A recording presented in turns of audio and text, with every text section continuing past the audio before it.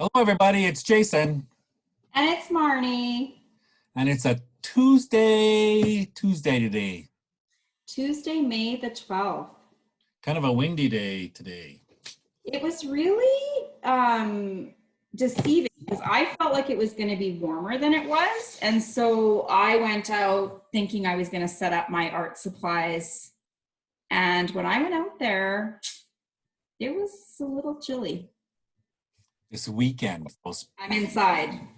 Friday's supposed to be, or Friday, Saturday, right? I think Sunday is. Yeah, I hope so because the sun, it does feel warm in the sun, but that breeze is chilly. Yeah, So, it's not so good. Not so good. no. So we're going to continue on our little, the power of art, aren't we, today? Whole week we're inspiring ourselves to pretend that we were in our training and we're just gonna like do art online together. Move to the happy place, right? Yeah. Yeah. Try to make the best out of the situation. And our topic then kind of today is bilateral movement in art, right? Yes. So why bilateral? Pardon me? Why bilateral? Why do we do that? Well, there's a lot of research around bilateral movement, right?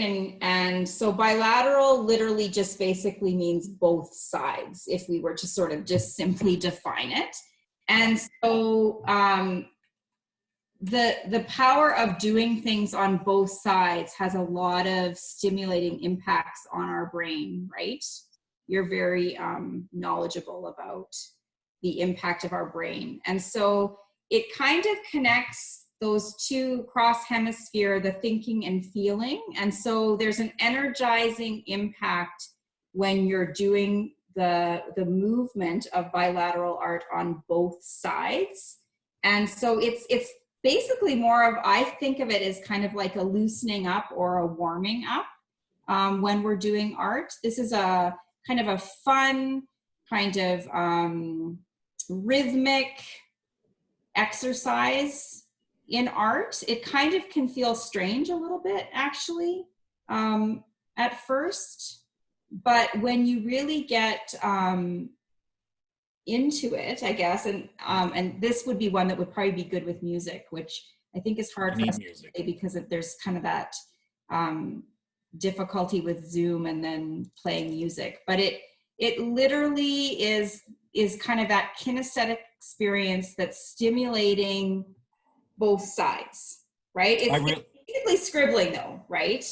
It's like scribbling, that's the product production, but it's really like a full body workout for your brain, right? Right. You are stimulating every sense, you're using every part of your brain, and it really becomes a full body, so our full brain activity, right? And you're engaging both hands, right? Yeah. As opposed to using your dominant hand to create art, we would be engaging both hands, both hemispheres in a rhythmic, kind of patterned, energized way. Is that? Yes. And because of that, the brain gets very regulated. And when it's regulated, right, all that equilibrium kind of comes back and it becomes quite stable. And therefore, we're able to move on into whatever activities you want to do. For us, it would be working with art. So it's all right. And so it's like we're creating a natural rhythm with our body, right? And our brain, which is like that healthy mind body rhythm through our art, through the gestures of the art or the markings that we are making on the page. Right. Yeah. Yeah, and this can be a lot of fun, actually, if you could do it like in a larger physical space, if you could have music on and you can like actually really experiment with like the speed of your music, right? Like if you were playing like more energetic music, your rhythms could be faster. If you were playing more soothing music, you could do the bilateral rhythms in a slower pace. So that can have different impacts on. I can hardly do this without laughing at those kids we had that were covered from head to toe in chalk dust. Yes, but you know what? That was such a great day because Jason and I had the privilege of doing some art at Prince Philip for they were doing like a mental health day. Yeah. And we went in and we did this bilateral exercise with them. And initially you could kind of see that some of them, I think, were thinking, what are we doing in You're the crazy. Yeah. Because it feels kind of awkward, and you're kind of self-conscious, like, what am I doing? But then as we went through it, and we spent a whole lot more time with it that we won't be able to today, but it became very soothing and rhythmic, and kids, like you said, were really into it, and they were like really engaged with the art medium they were utilizing, as well as the whole process was lovely. We had a lot of fun that day. We did. So let's have some fun now. Okay, so I guess to explain it, we're going to be doing 3 distinct movements for the bilateral art. Yep. And so we're going to kind of give you the opportunity to explore those movements on both sides, like using both hands, right? Whatever the movement is that you do with one hand, if you're doing, for example, the first movement is going to be up and down. If you're doing up and down, let's say I'm going to do a sequence of 3. When I'm changing hands, I'm going to be doing that same sequence on the left. So whatever I do on the right, I'm doing on the left. I have seen some people put things in both hands so that they're not actually switching, which is fine too, right? Whatever would work. Switch is better. The switch is better. Yeah, but I think you're right. Like when you're actually consciously switching, then that makes a more impact on the movement. But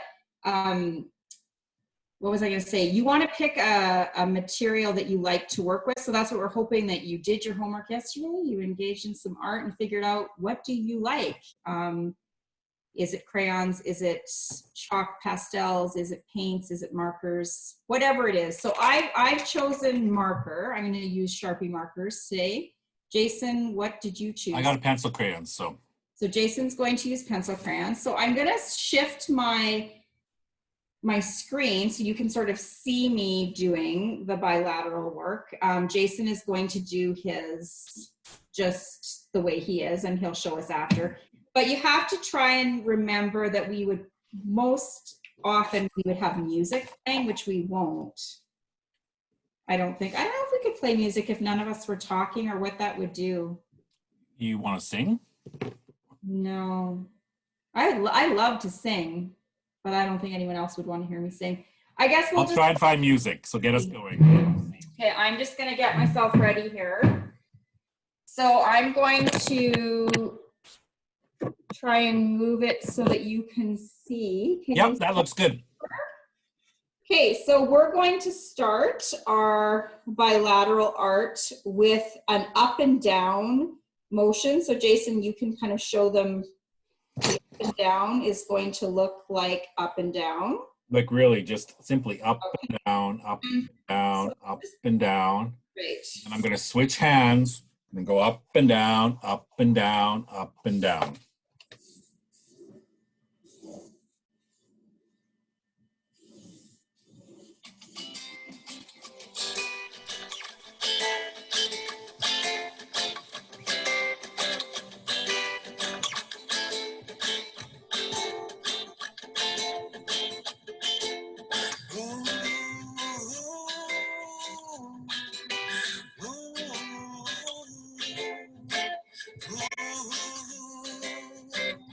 It's starting to rock a little bit here. There we go.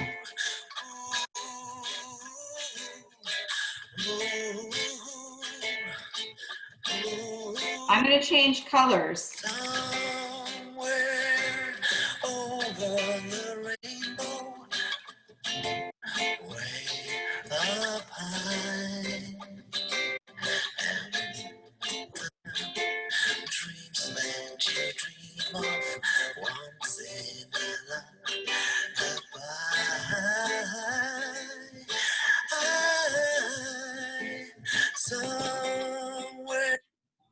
So we would typically do this for Well, 15, 20 minutes wouldn't be crazy. No, and like really often if we had more space, like you could really, right, get into the up and down, like really moving. And I think that distinct movement as opposed to just doing little, not that little wouldn't work as well, is really gets you in that whole motion of movement, I guess, right? Well, and I found again, the switching the hands. My left Yeah. pretty useless, and I really had to think about that, which really made that cognitive switch for me really good. Okay, Sorry, go. our next movement. Yeah, and I think just people just remember it does feel just like scribbles. It's not about what you're producing. It's the process of the process.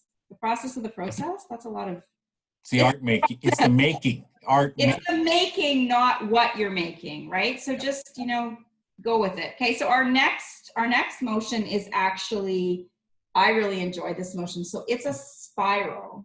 Okay, so you're spiraling, a spiral marking with your right hand, and then you're spiraling with your left. So I'm gonna move my screen again and we'll get started. Big, you can do one big one, you can do a bunch of little ones, whatever you want, you can do.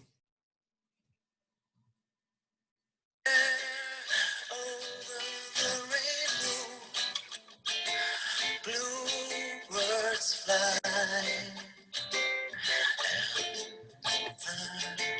dreams that you dream of, dreams really do come true. Ooh, someday I wish upon a star, wake up where the clouds are far behind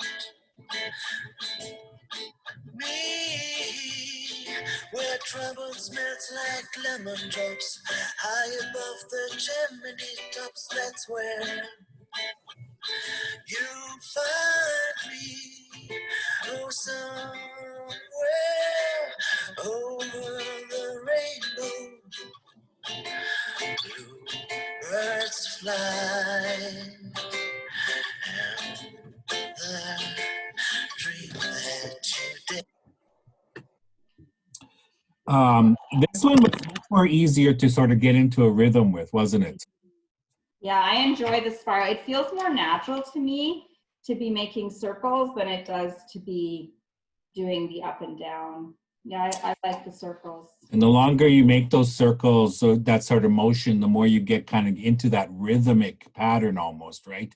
You can feel it coming around. And rhythm is such an important part of our humanity, or like our physical stuff, I think. We're very rhythmic people, even if a lot of rhythm externally, but internally I have a lot of rhythm. And Yeah. to sink into that mode is awesome.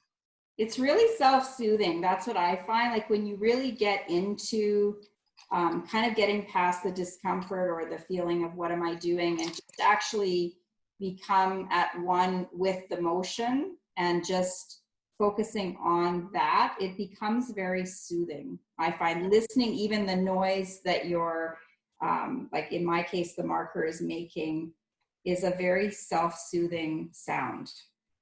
Here, last one.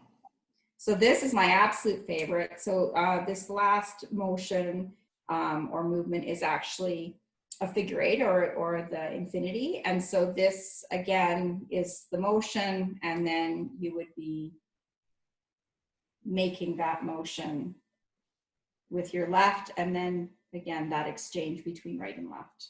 Perfect.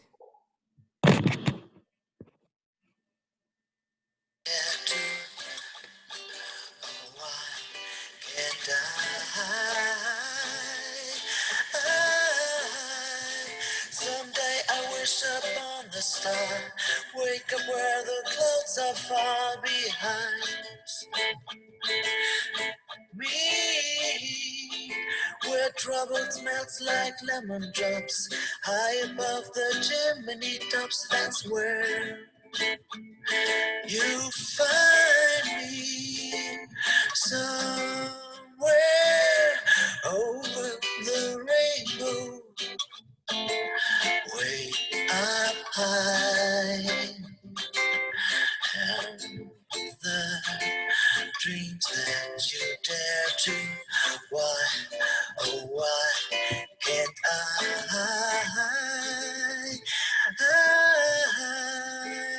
ooh,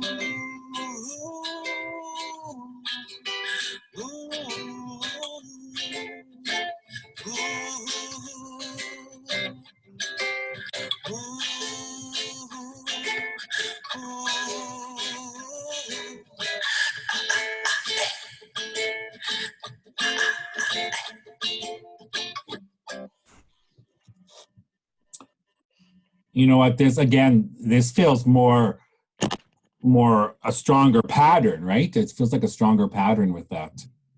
Yeah, Actually, sure.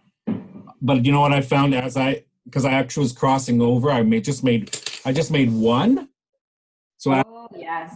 to the other side of my brain, I could feel, having to concentrate. And, people think it's just scribbles, but what you're actually for kids that have attention spans, having them do some intentional focusing for a long period of time doing this, really helping them develop those ability to focus and to control what's going on with them.